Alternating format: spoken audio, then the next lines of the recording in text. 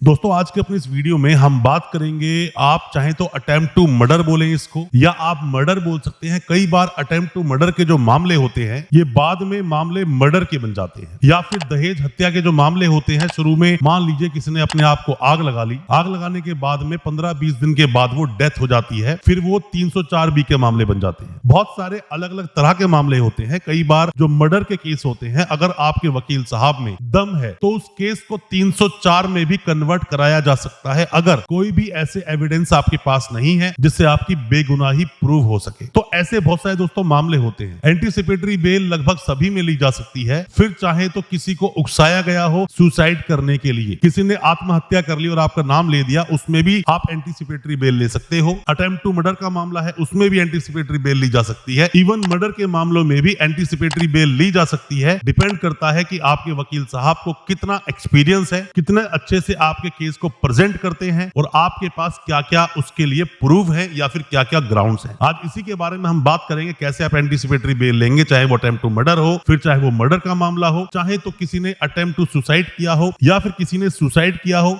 या फिर मामला हो दहेज हत्या का। ज्यादा कुछ जानने के लिए दोस्तों बने रहिए हमारे इस वीडियो के साथ। नमस्कार दोस्तों, फिर एक बार स्वागत करता हूं आप सभी का अपने इस YouTube चैनल पर जिसका नाम है फाइट फॉर ट्रू। मेरा नाम है वीरेंद्र वर्मा। दोस्तों आप में से कोई भी नए वकील साहब है, कोई भी लॉ स्टूडेंट है, कोई भी अभी कानून की जानकारी ले रहा है या फिर आप पर कोई मुकदमा हुआ है, ये वीडियो बहुत काम का है, पूरा देखें। और किसी भी तरह की अगर आप ऑनलाइन कंसल्टेंसी चाहते हैं, हमसे अपने केस के बारे में डिस्कस करना चाहते हैं, तो दिए गए नंबर पे आप व्हाट्सएप कर सकते हैं। हो सकता है हमारे की सलाह से आप अपने केस से बाहर निकल सके। दोस्तों आगे बढ़ने से पहले आपको जान लेना चाहिए सेक्शंस क्या होते हैं। सेक्शन जैसे कि अगर हम बात करें सीधा मर्डर की, मर्डर पहले सेक्शन था आईपीसी का 302, जो अब बन गया 103 बीएनएस का सेक्शन। अटेम्प्ट टू मर्डर पहले क्या था? पहले सेक्शन था 307 जो कि आईपीसी का था, अब वो बीएनएस का सेक्शन बन गया 109। ऑर्गेनाइज क्राइम भी पिक्चर में आया है दोस्तों। कई सारे लोगों पे ऐसे कई बार मुकदमे दर्ज हो जाते हैं जिसके अंदर की 2 या 2 से ज्यादा लोग थे, तो ऐसे मामलों को अब ऑर्गेनाइज क्राइम में भी डाला जाता है, तो उसका 111 सेक्शन बीएनएस का बन गया है। पहले मामले जो 304 में दर्ज होते थे आईपीसी में, अब वो 105 में बन गया है, मतलब कि culpable homicide not amounting to murder. और जो 304B था पहले दहेज हत्या का सेक्शन, वो अब 80 का बीएनएस सेक्शन बन चुका है। तो आगे हम सेक्शन की बात नहीं करेंगे, आगे हम उसके नाम से लेकर बात करेंगे। दोस्तों आपको चाहिए एंटीसिपेटरी बेल, उससे पहले आप कुछ फैक्ट जान लीजिए। कई बार हमारे पास ऐसे केस आते हैं कि सर एक जगह पे लड़ाई हुई, इस ग्रुप से 4 लोग थे और वहां पर कोई 2 लोग थे, लड़ाई झगड़ा हुआ, खड़े खड़े बातें बढ़ गई, गाली वाली देना शुरू कर दिया, धक्का मुक्की शुरू हो गई, धक्का मुक्की में सामने वाले को चोटें आ गई। चोट ऐसी आई कि धक्का किसी को मारा वो छत से गिर गया, या फिर किसी को धक्का मारा, धक्का मारने के बाद पत्थर से उसका सर टकरा गया, या फिर पास में ही ईंट रखी थी, ईंट किसी ने किसी के सर में मार दी। तो ये क्या है दोस्तों? ये है सडन प्रोवोकेशन, एकदम से किसी को गुस्सा दिलाकर लड़ाई भड़क जाना। जब ईंट मारी थी तब इंसान मर सकता था,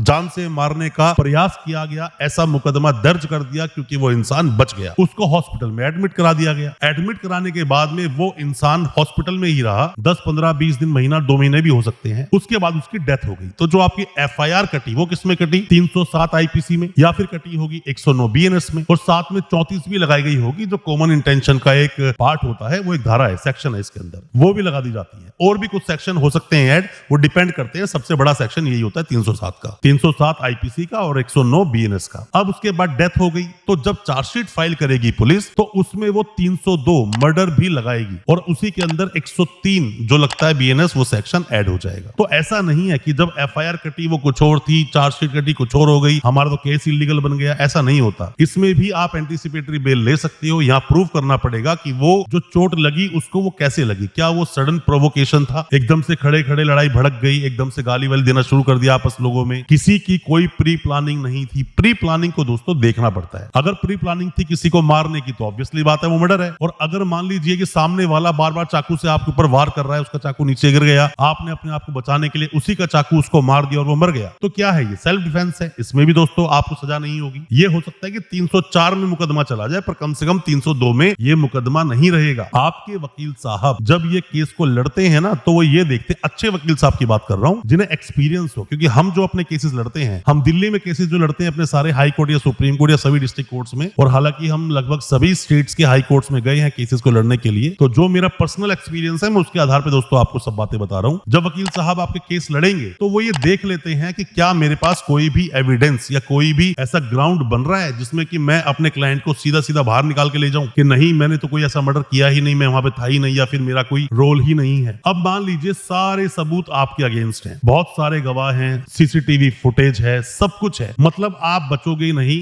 ये बिल्कुल ओपन एंड शट केस है, मतलब कि केस शुरू होगा और सजा भूल जाएगी। तो ऐसे केस को कैसे लड़ेंगे? ऐसे केस को आप लड़ोगे जो कि प्रोविजो दिए गए हैं। प्रोविजो क्या है इसके अंदर दोस्तों? अपवाद होते हैं मर्डर के भी कुछ, कि कब वो अपवाद मतलब मर्डर नहीं माना जाएगा, उस पर मैंने डिटेल वीडियो बनाई थी, उस वीडियो को आप देख लेना। मैंने उसमें लिखा हुआ है कब कब ये अपवाद है, तो उसमें लिखा हुआ है 5 अपवाद होते हैं कब कब उसको मर्डर नहीं मानेंगे। अगर ऐसा होता है तो वो केस मर्डर के अनुसार नहीं चलता है, तो इस केस को इस तरह से लड़ा जाएगा। अगर बहुत सारे एविडेंस आपके खिलाफ है तो इस तरह केस लड़ा जाएगा, और अगर एविडेंस में कुछ कमियां हो सकती हैं तो सीधा निर्दोष प्रूव करने के लिए ही आपके वकील साहब आपका केस लड़ते हैं। अब मामला आता है 304B के मामलों में, दहेज हत्या, जिसको अब 80 बोलते हैं, बीएनएस का सेक्शन 80 है वो। अब इसमें क्या होता है दोस्तों? मान लीजिए लड़की ने सुसाइड कर ली, अननेचुरल डेथ का मामला होता है। ये क्या होता है? Unnatural death. लड़की ने फांसी लगा ली, लड़की ने आग लगा ली, लड़की छत से कूद गई, किसी भी तरह से लड़की ने, या फिर मान लो अपने आप गोली मार ली, बहुत सारे तरीके होते हैं। तो लड़की ने 7 साल के पीरियड में शादी के अगर ऐसा किया तो सीधा शक किस पर जाता है? ससुराल वालों पर, कि उन्होंने उसे इतना परेशान कर दिया कि एक इंसान ने सुसाइड कर ली। अब इसमें भी दोस्तों कुछ मेन इंग्रेडिएंट्स होते हैं कि अगर ये है तो ही माना जाएगा कि वो दहेज हत्या है। क्या इसमें दहेज मांगा गया? क्या लड़की के साथ कोई भी क्रुएलिटी हुई? लड़की ने कभी कोई कंप्लेंट दी?